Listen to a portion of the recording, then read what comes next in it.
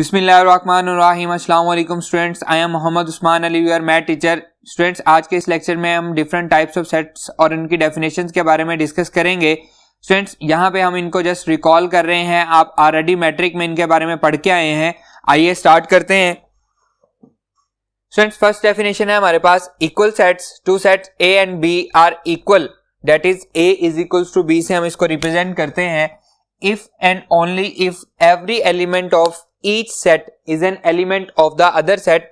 देखें, अगर हमारे पास सेट ए है 1 2 3 4 और सेट बी है हमारे पास 2 4 1 3, तो ये दोनों सेट क्या कहलाएंगे? ये इक्वल सेट कहलाएंगे, क्योंकि इनमें सेम एलिमेंट है 1 2 3 and 4। Regardless the arrangement of numbers, हमें उससे कोई फर्क नहीं पड़ता, उनकी जो भी अरेंजमेंट हो, उनमें जो एलिमेंट्स हैं उनकी तादाद भी सेम होनी चाहिए और वो एलिमेंट्स खुद भी सेम होने चाहिए। ऐसा नहीं है कि एक सेट में एलिमेंट्स हो 1 2 3 4 और दूसरे सेट में एलिमेंट्स हो ABCD, तो ये कभी भी इक्वल सेट नहीं कहलाएंगे।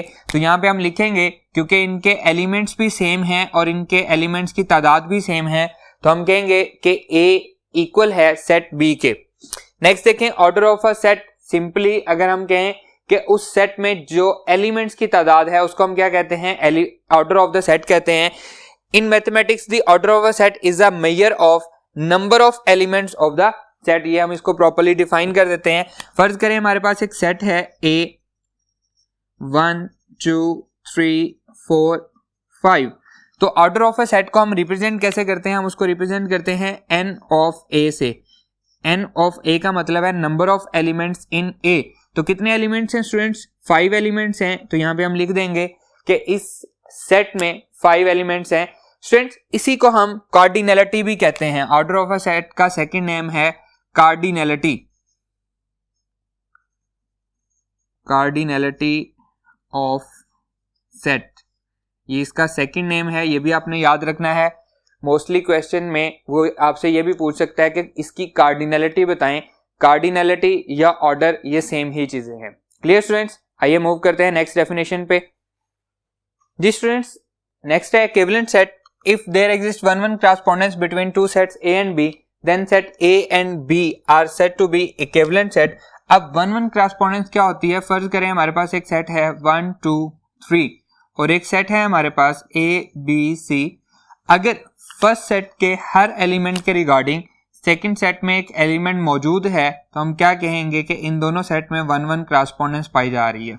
Clear students? जरूरी नहीं है आप यही वाली तरतीब रखें जो मैंने रखी है।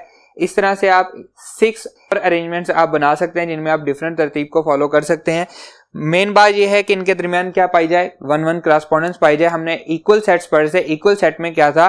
एलिमेंट्स भी सेम हो और एलिमेंट्स की तादाद भी सेम हो, जबकि यहाँ पे क्या है? एलिमेंट्स की तादाद सेम होनी चाहिए, तो और क्या हो? 1 कॉरेस्पॉन्डेंस बन रही हो, तो हम कहेंगे कि वो क्या है? इक्विवेलेंट सेट हैं। स्टूडेंट्स, अगर हम बात करें, ये फाइनाइट मैंने लिए थे, अगर हम इनफाइनाइट भी ले लें, फर्ज करें 1 3 5 7 अप टू सोन, ये हमारे पास है। एंड इसी तरह से एक सेट है 2 4 6 8 अप टू सोन। दो मैंने इनफाइनाइट सेट ले लिए हैं, तो इन दोनों के दरमियान भी क्या है? 1 कॉरेस्पॉन्डेंस पाई जा रही है। हर एलिमेंट के बदले में हमें एक एलिमेंट दूसरे सेट में मिल रहा है, तो हम कहेंगे ये दोनों सेट क्या है? इक्विवेलेंट सेट है। तो स्टूडेंट याद रखें कि set of natural numbers, set of whole numbers, set of integers, set of odd numbers, set of even numbers and set of prime numbers and set of rational numbers, ये सारे के सारे set जो हैं ये आपस में 1 कॉरेस्पॉन्डेंस रखते हैं, इसलिए हम कहते हैं कि ये सारे के सारे सेट क्या हैं? इक्विवेलेंट सेट हैं। और set of irrational numbers, set of real numbers and set of complex numbers, इन सभी सेट में 1 कॉरेस्पॉन्डेंस नहीं पाई जाती, इसलिए हम कहते हैं कि ये सेट आपस में इक्विवेलेंट नहीं होंगे, ना ही ये आपस में इक्विवेलेंट होंगे, ना ही इनमें से किसी के साथ ये इक्विवेलेंट होंगे। Clear students? नेक्स्ट देखें, singleton set. A set having only one element is called a singleton set. For example हम ले लेते हैं जी, एक सेट है B और इसमें एक ही एलिमेंट है, दैट इज 7, तो हम क्या कहेंगे, ये हमारा क्या है, सिंगलटन सेट है। क्लियर स्टूडेंट्स, नेक्स्ट देखें जी स्टूडेंट, नेक्स्ट है empty set. A set with no element is called a empty set. For example A है हमारे पास, इसको हम रिप्रेजेंट करते हैं, अगर जस्ट मैं ये ब्रैकेट्स लगा देता हूं तो ये किसको रिप्रेजेंट करता है, एम्प्टी सेट को रिप्रेजेंट करता है। इसी तरह से इसको मैं ये भी लिख सकता हूं, ए इज इक्वल टू 5। 5 भी एक्चुअली किसका नोटेशन है, एम्प्टी सेट का ही नोटेशन है। नेक्स्ट देखें finite and infinite set. If a set is equivalent to the set 1 2 3 4 up to some n, ये हमने क्या कर दिया है, इसको टर्मिनेट कर दिया है, रोक दिया है यहाँ पे। For some fix natural number n then the set is said to be finite otherwise infinite. फर्ज करें 1 2 3 4 5 अप टू सॉन, मैं इसको लेके जाता हूँ 1000 तक और यहाँ पे मैं रोक देता हूँ, मैं सेट को नाम दे देता हूँ s का। देन मैं क्या कहूँगा कि ये सेट जो है ये क्या है, फाइनाइट सेट है, क्योंकि हमने इसको टर्मिनेट कर दिया है, हमें इसका एंड पॉइंट पता है।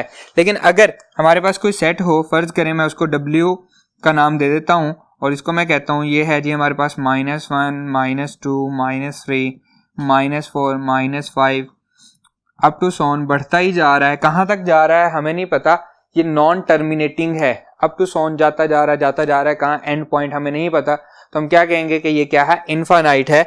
W का मतलब होल नंबर बिल्कुल भी नहीं है, W जस्ट मैंने एक नाम दिया है इस सेट को। तो स्टूडेंट यहाँ पे देखें, अगर ये इक्विवेलेंट हो इस सेट के, मतलब क्या है, इनमें 1 to 1 करस्पॉन्डेंस पाई जाए, कहीं ना कहीं पे जाके ये टर्मिनेट हो जाए, तो क्या कहलाएगा, इस सेट के साथ स्पेसिफिकली मैंने इसलिए कहा है क्योंकि ये n कहीं ना कहीं पे जाके रुक रहा है, टर्मिनेट हो रहा है। अगर इसके साथ 1 to 1 करस्पॉन्डेंस पाई जा रही है, इक्विवेलेंट है इसके साथ, तो हम कहेंगे फाइनाइट है, अदरवाइज इनफाइनाइट सेट है। क्लियर स्टूडेंट्स, आइए मूव करते हैं नेक्स्ट डेफिनेशंस की तरफ।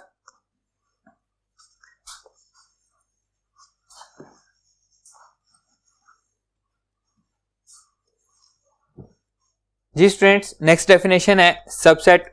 If every element of set A is an element of set B then A is a subset of B। Symbolically इसे हम रिप्रेजेंट करते हैं A is a subset of B से। सेकंड इसी की डेफिनेशन है स्टूडेंट्स, अगर हम इसको मैथमेटिकली लिखें तो ये है हमारे पास A is a subset of B if and only if X belongs to A, मतलब X जो है वो A का एलिमेंट हो, इम्प्लाइज दैट X जो है वो B का भी एलिमेंट हो। दोनों बातें हैं, इफ एंड ओनली इफ, अगर वो A का एलिमेंट है तो उसको B का भी एलिमेंट होना चाहिए, तो हम क्या कहेंगे कि A जो है वो B का सबसेट है। स्टूडेंट्स, इसमें दो कैटेगरीज हैं। फर्ज करें मैं एक आपको एग्जांपल दे रहा हूं, हमारे पास एक सेट है A 1 2 3 4 और एक सेट है B 1 2 3 4 5 6।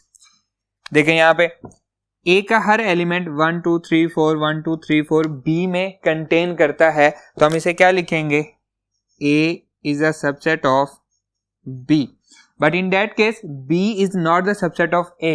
B का हर एलिमेंट A में नहीं है। सेकंड इसका एक एग्जांपल है स्टूडेंट्स, अगर हमारे पास एक सेट A है 1 2 3 4 और एक सेट है B वो है 1 2 3 4, in that case A is a subset of B। A का हर एलिमेंट जो है वो किस में कंटेन कर रहा है, B में कंटेन कर रहा है, ठीक है। एंड B जो है वो भी A का सबसेट है, क्योंकि B का जो हर एलिमेंट है वो भी A में कंटेन कर रहा है। देखें स्टूडेंट, जब मैंने कहा A is a subset of B तो मैंने इस नोटेशन को इस तरह से यूज किया, और जब मैंने कहा B is a subset of A तो ये हमारे पास नोटेशन इस तरह से, B इस साइड पे आ गया और A इस साइड पे मूव कर गया। क्लियर स्टूडेंट्स, यहाँ पे देखें इस केस में, in that particular case A जो है वो B के इक्वल भी है, ऐसे ही है। तो स्टूडेंट्स, ये दोनों अलग अलग केसेस हैं, आइए हम इनको डिस्कस करते हैं। फर्स्ट है proper subset. If A is a subset of B and B contains at least one element which is not an element of A, then A is said to be a proper subset of B। For example, A है हमारे पास A B C और B set है हमारे पास A B C D E। अब यहाँ पे देखें डेफिनेशन फुलफिल हो रही है। If A is a subset of B and B contains at least one element which is not an element of A, B में ऐसा एलिमेंट है कम से कम एक, ज्यादा से ज्यादा जितने भी हों, ऐसे एलिमेंट हैं जो कि ए में नहीं है, तो हम क्या लिखेंगे कि A is a proper subset of B. यहाँ पे हमारे पास इक्वल नहीं होता, और प्रॉपर सबसेट की क्या अलामत होती है, ये हमारे पास उसकी नोटेशन होती है प्रॉपर सबसेट के लिए। सेकंड देखें, improper subset, if A is a subset of B and A is equals to B. Second case में क्या है, ए और बी को इक्वल भी होना चाहिए, then we say that A is an improper subset of B. For example, A है हमारे पास A B C and B है ए बी सी, तो यहां पे हम क्या कहेंगे कि A is a improper subset. Improper subset को हम ऐसे लिखेंगे बी, या फिर हम ये भी कह सकते हैं B is an improper subset of A. और इसमें एक और कंडीशन क्या है, ये दोनों आपस में इक्वल भी हैं, ए जो है वो बी के इक्वल भी है। तो स्टूडेंट यहां से एक बात और सामने आती है कि हर सेट अपना ही इम्प्रॉपर सबसेट भी होता है, इसको याद रखिएगा, एमसीक्यू में यूज हो सकता है।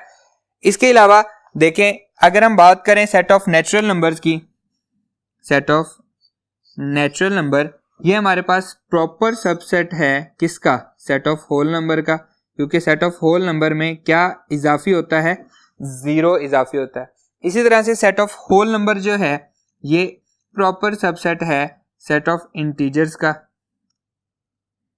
ऐसे ही स्टूडेंट्स। और सेट ऑफ इंटीजर जो है ये प्रॉपर सबसेट है सेट ऑफ रैशनल नंबर का, and set of rational number is an proper subset of set of real number, and set of real number is an proper subset of set of complex number. तो student ये भी आपने याद रखना है, ये भी आपसे एमसीक्यू में पूछा जा सकता है। नेचुरल नंबर है is an proper subset of whole number is a proper subset of integers, integer is a proper subset of rational number is a proper subset of real number, and real number is a proper subset of complex number. Clear students, आइए move करते हैं next definition की तरफ। Power set, the power set of S is a set of all subsets of S including phi and S itself, मतलब set itself भी उसमें include होगा। फर्ज करें एस है हमारे पास 1 2, इसमें दो एलिमेंट हैं और हम इसका पावर सेट बनाना चाहते हैं। तो पावर सेट ऑफ एस में कौन कौन से एलिमेंट्स आएंगे, सबसे पहले उसने क्या कहा है, इंक्लूडिंग फाई, तो फाई भी उसका एलिमेंट होगा। एम्प्टी सेट उसने कहा है, उसके बाद which includes all subsets of S, तो क्या 1 इसका सबसेट है, बिल्कुल है। क्या 2 इसका सबसेट है, बिल्कुल है। क्या सेट इटसेल्फ अपना सबसेट नहीं होता, वो भी होता है। तो ये हमारे पास ऑल पॉसिबल सबसेट्स आ गए किस सेट के, एस के, तो ये इसका क्या बन गया, पावर सेट बन गया। स्टूडेंट्स अगर हमने देखना हो कि पावर सेट में कितने एलिमेंट्स आएंगे, तो सेट में दिए गए जितने भी, फर्ज करें सेट एस में m एलिमेंट्स हैं, m एलिमेंट्स हैं, तो पावर सेट ऑफ s में कितने एलिमेंट होंगे, हम इसको कह लेते हैं number of elements in power set of s, तो इसका फॉर्मूला होगा 2 पावर m। अगर फर्ज करें उसमें 3 एलिमेंट्स दिए गए हैं तो 2 पावर 3 कितना हो जाएगा, 8 हो जाएगा। अगर उसमें 4 एलिमेंट्स दिए गए हैं तो 2 पावर 4 16 हो जाएगा, and up to so on, आप इसको चेक कर सकते हैं। क्लियर स्टूडेंट्स, नेक्स्ट देखें universal set. A universal set is a collection of all objects in a particular context or theory. All other set in that framework constitute subset of universal set which is denoted as an uppercase italic letter। U से हम इसको represent करते हैं। Students फर्ज करें हमारे पास एक सेट है, मैं U ले लेता हूँ, U हमारे पास एक सेट है that is equals to 1 2 3 4 5 up to so on 20 तक जा रहा है, ठीक है। और एक सेट है हमारे पास A that is 1 3 5 7 up to so on 19 तक जा रहा है। और एक सेट है हमारे पास B that is 2 4 6 8 up to so on 20 तक जा रहा है। तो यहाँ पे देखें स्टूडेंट्स, क्लियरली हम देख सकते हैं कि A is a subset of U and B is also a subset of U। Clear students, तो U इस केस में क्या है, यूनिवर्सल सेट का रोल अदा कर रहा है। क्लियर है, यहाँ पे देखें अगेन मैं इसकी डेफिनेशन क्लियर कर रहा हूँ। Universal set is a collection of all objects in a particular, ये हमारे पास पर्टिकुलर कॉन्टेक्स्ट है, all other sets of that framework constitute subset of universal set. Clear students, universal set clear हो गया। अगर हम बात करें इस अर्थ की, तो अर्थ के बारे में अगर मैं कहता हूं कि ऑल एनिमल्स का सेट, ठीक है, ये हमारे पास यूनिवर्सल सेट होगा। अब इसके सबसेट्स क्या होंगे? अगर मैं बात करूं द सेट ऑफ कॉ, सारी जो कॉ हैं उनका जो सबसेट वो सेट होगा, वो क्या होगा? इस सेट का सबसेट होगा। इसी तरह से द सेट ऑफ स्नेक्स, ये भी हमारे पास क्या होगा? इसका सबसेट होगा। क्लियर स्टूडेंट्स, तो जो मैंने बात कही है हमारी अर्थ के ऊपर एनिमल्स का जो सेट है वो क्या कहलाएगा? यूनिवर्सल सेट कहलाएगा। स्टूडेंट्स, आज का हमारा लेक्चर यहीं पे खत्म होता है। इंशाल्लाह नेक्स्ट लेक्चर में आपसे मुलाकात होगी। अल्लाह हाफिज।